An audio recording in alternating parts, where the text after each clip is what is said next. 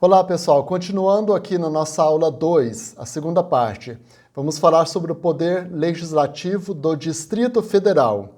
No Distrito Federal, o poder legislativo é unicameral, exercido, portanto, pela Câmara Legislativa. Essa é a previsão lá do artigo 32 da Constituição Federal. Por quê? Porque é unicameral? Porque o Distrito Federal, o poder legislativo em nível estadual e municipal é feito pela mesma Câmara. Então, a Câmara Legislativa, ela legisla tanto em matéria municipal quanto em matéria estadual. E lá, o poder legislativo tem as seguintes características. Então, observe que é um pouquinho diferente dos demais estados da federação. Então, vamos lá. A Câmara é composta pelos deputados distritais, que representam o povo. Então, olha só, além dos deputados distritais, lá também tem os deputados federais. Então, no primeiro momento, vamos ver essa característica. Ela é composta por deputados distritais, que representam o povo. E tem também os deputados federais. Então, é proibida a divisão em municípios, então lá não tem vereadores. O Distrito Federal é regido por lei orgânica. Aí você pode pensar, fica um pouco confuso, né? Não pode ter município, mas é regido por uma lei orgânica. No caso, a lei orgânica equivale à Constituição para o município. Mas é assim mesmo, a regra é essa.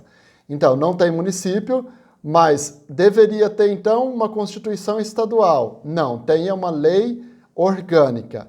Então, recapitulando, no Distrito Federal tem uma Câmara que é composta pelos deputados distritais que representam o povo. Tem também os deputados federais. É proibida a divisão em municípios, porque é um Distrito Federal único. O Distrito Federal é regido por uma lei orgânica.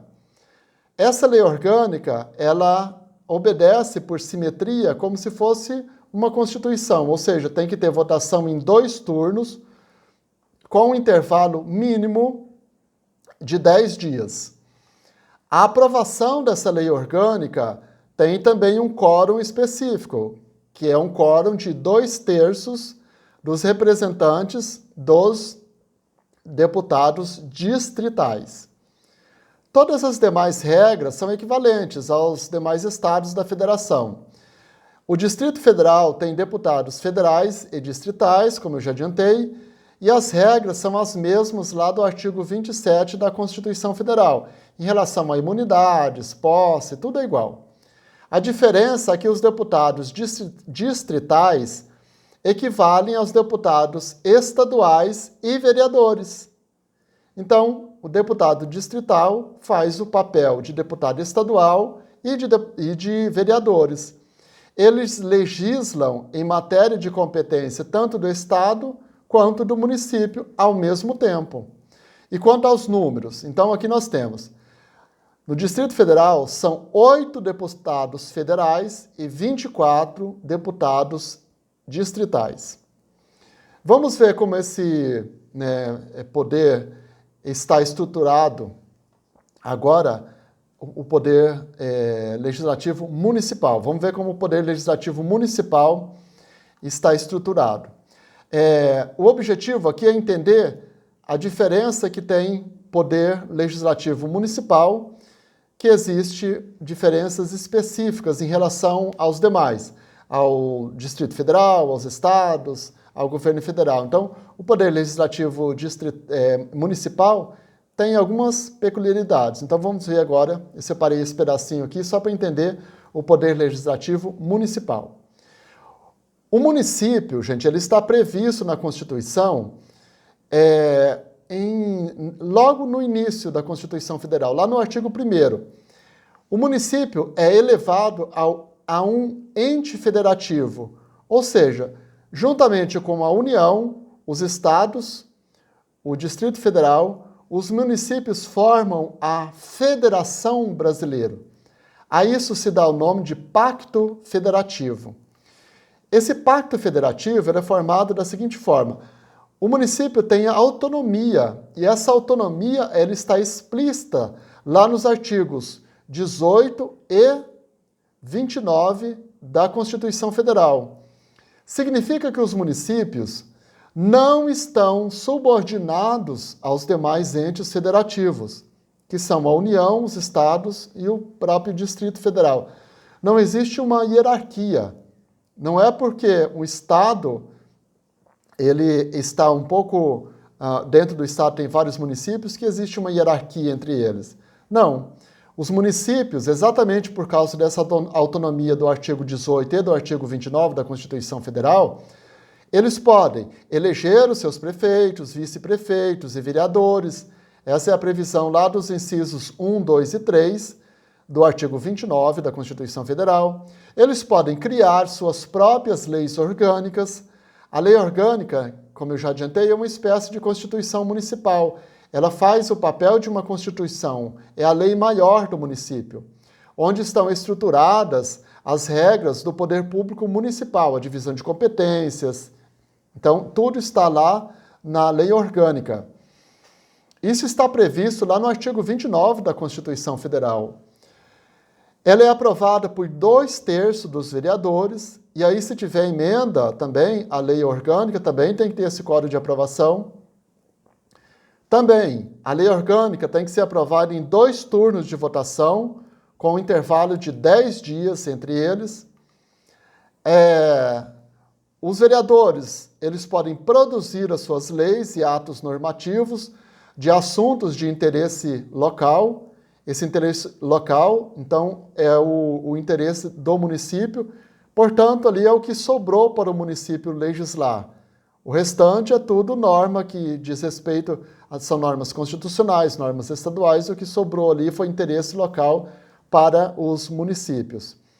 Então, esse interesse local, e também ele pode suplementar a legislação federal e estadual no que couber, dentre outras competências estabelecidas lá no artigo 30 da Constituição Federal.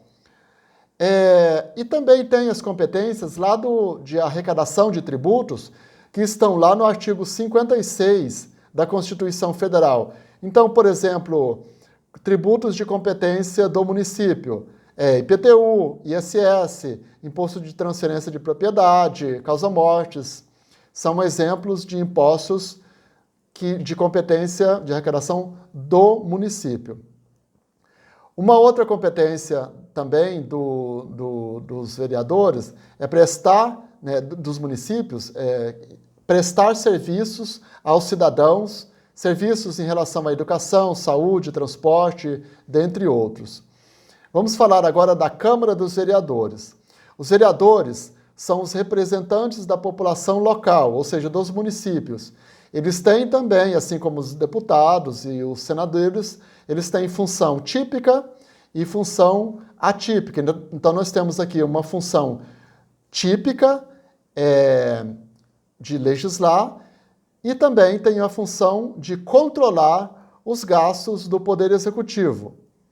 Então, nós temos aqui uma função típica, legislar e controlar esse gasto. E eles têm também algumas outras características, os vereadores. Então, em relação, por exemplo, à eleição, eles são eleitos por um período de legislatura, e o período de legislatura também é de 4 anos. Os trabalhos são realizados também, como os deputados estaduais e os federais, em sessões legislativas. Essas sessões são ordinárias e extraordinárias. Segue o padrão simétrico lá das Assembleias Legislativas e da Câmara dos Deputados Federais. Então, portanto, dentro da lei orgânica, tem o calendário de sessões legislativas ordinárias e tem também a previsão de reuniões extraordinárias. Então, segue o mesmo padrão. O número de vereadores é estipulado lá pelo artigo 29, o inciso 4 da Constituição Federal. Você note que também há um diálogo entre a Constituição Federal e também a lei orgânica. Esse número de vereadores, segundo a Constituição, segundo o artigo 29, inciso 4, ele deve ficar entre 9 e 55 vereadores para cada município. Os números estão relacionados ao número de habitantes dos municípios. Então, por exemplo, uma cidade de até 15 mil habitantes terá 9 vereadores. Acima, né, de 15 mil e até 30 mil, terá 11 vereadores. E assim sucessivamente até chegar ao número máximo de vereadores, que é 55, para aquelas cidades acima de 8 milhões de habitantes. Então essa é a regra geral.